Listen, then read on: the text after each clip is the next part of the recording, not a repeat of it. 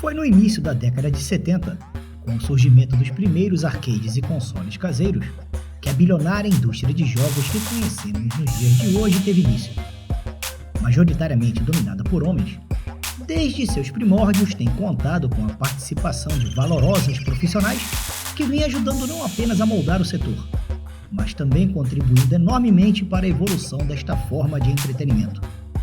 Neste vídeo vocês conhecerão 10 mulheres que, em minha humilde opinião, representam muito bem a presença feminina neste setor.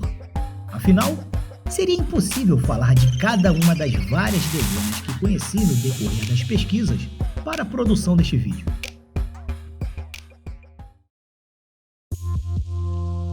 Começando pela década de 60, lhes apresento Mabel Juarez Melgard, sua formação em pedagogia e seu gosto por anualmente escrever peças teatrais para seus alunos levariam esta dedicada profissional em certo momento da vida a trabalhar junto à IBM e ao Conselho de Serviços Educacionais Corporativos.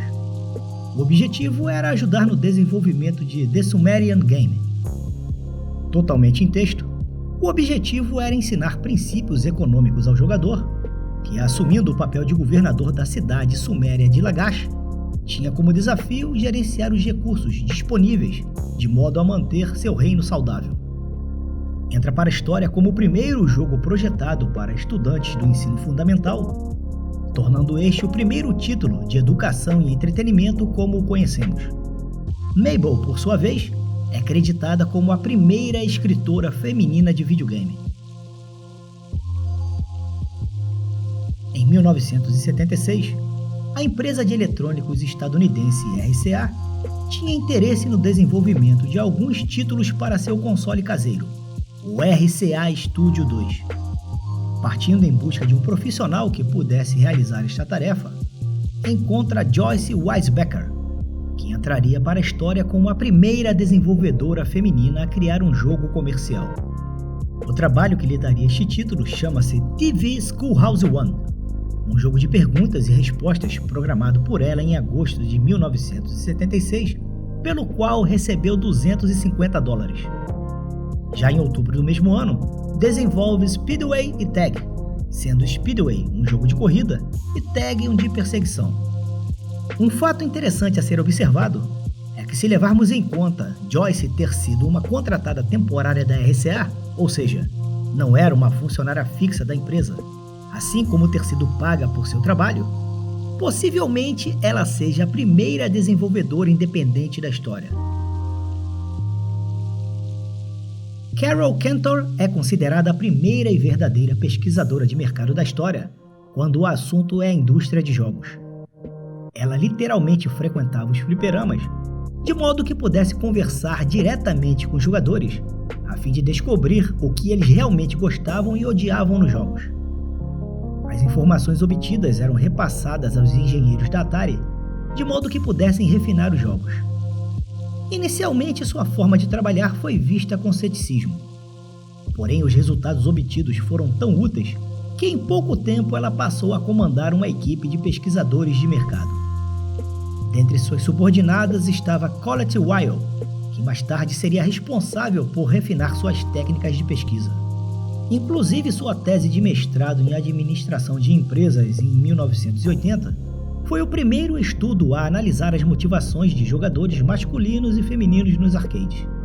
A nível de informação, antes das técnicas de pesquisa de Carol existirem, a única forma das empresas saberem se um determinado jogo daria lucro ou não era colocando um protótipo do mesmo em uma galeria de fliperama e, após certo tempo, verificar a quantidade de moedas no gaveteiro. Enfim, Carol prestou um inestimável serviço na área de jogos ao lançar a pedra fundamental do que acabaria se tornando o estudo de mercado voltado ao usuário de videogame. Lembrando que tal pesquisa é parte indispensável no desenvolvimento de qualquer jogo.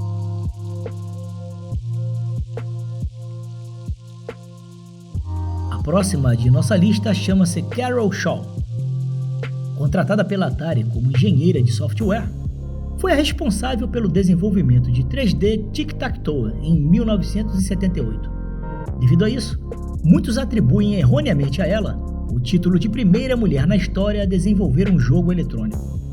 Mas independente de ser ou não a primeira, o trabalho de Carol contribuiu para abrir as portas do setor, servindo de incentivo para que outros profissionais passassem a atuar neste ramo. Ainda mais se levarmos em conta sua grande obra na Activision, ao criar um dos títulos mais populares de sua geração, que entraria para a lista dos 13 jogos que venderam ao menos 1 milhão de cópias nos consoles. Cofundadora da Sierra Online, Roberta Williams detém o título de Rainha das Aventuras Gráficas por literalmente ter dado forma ao gênero. Antes dela, os jogos de aventura possuíam esta aparência, o que a deixava bastante insatisfeita. O ponto de partida para transformar textos em imagens teve início quando Roberta, ao jogar em um Apple II, se dá conta de que a capacidade de hardware em exibir gráficos tornaria possível melhorar a experiência nos jogos de aventura. O resultado pôde ser visto em 1980 com o lançamento de Mystery House, primeiro jogo do gênero a apresentar gráficos. A cereja do bolo foi a paixão de Roberta por contar histórias, o que lhe deu a habilidade necessária para criar mais de 20 títulos, permitindo desta forma elevar o gênero ao topo.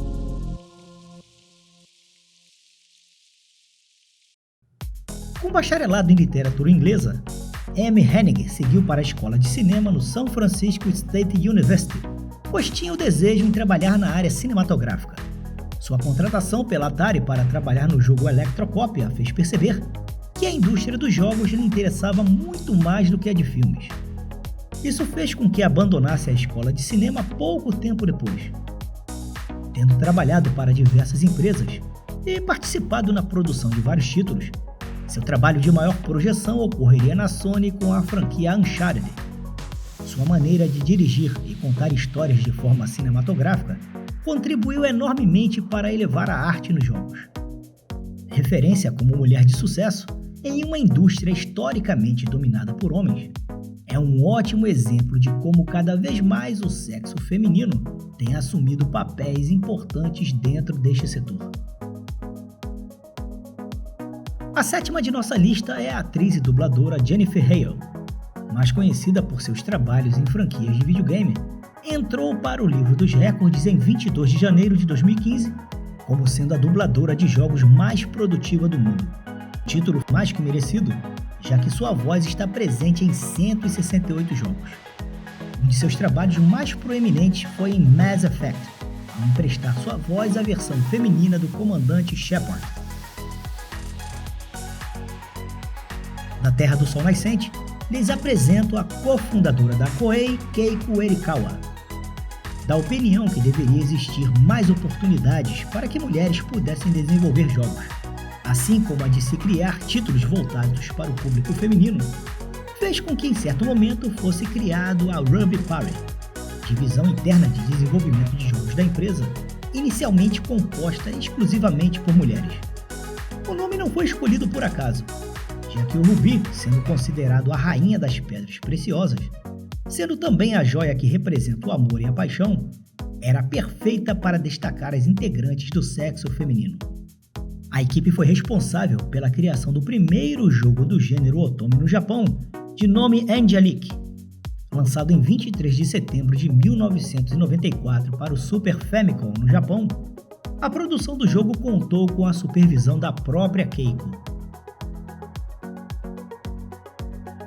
Uma das principais franquias da Microsoft, Halo não teria durado muito se dependesse da empresa de Bill Gates.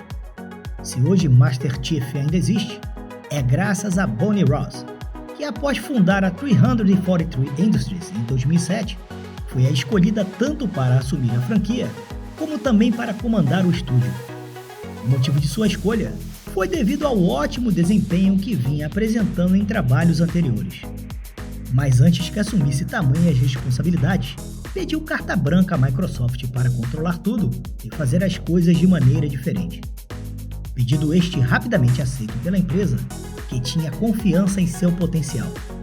O motivo de tamanha credibilidade foi explicado por Frank O'Connor, na época diretor da franquia Halo, dizendo que a paixão de Bonnie pelo título surpreendeu a todos já na primeira reunião com a equipe que participou do período de transição da Bungie para 343. Seu enorme conhecimento relativo ao universo do jogo foi obtido através da leitura de todos os livros sobre a obra, tendo também jogado todos os títulos lançados até aquele momento. No reconhecimento, em 2019, Bonnie Ross é homenageada ao ser agraciada com o Hall of Fame do IAS, recebendo a premiação das mãos de seu amigo de longa data, Phil Spencer. E finalmente chegamos à nossa 10ª personagem histórica, Ellen Beeman. O motivo que me fez deixá-la por último neste vídeo é pelo fato de ser uma das cofundadoras do Women in Games. Fundada em 2009, esta organização sem fins lucrativos, sediada no Reino Unido, tem como objetivo a busca pela igualdade de gênero na indústria de jogos. Atualmente presente em 32 países, em 2015 deu início a um programa de orientação para apoiar mulheres que desejem trabalhar neste ramo.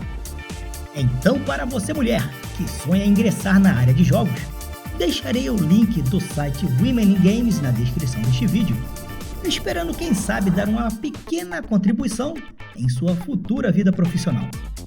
Quem sabe seu destino é ser a próxima Jenny Jensen, ou talvez uma Rieko Kodama.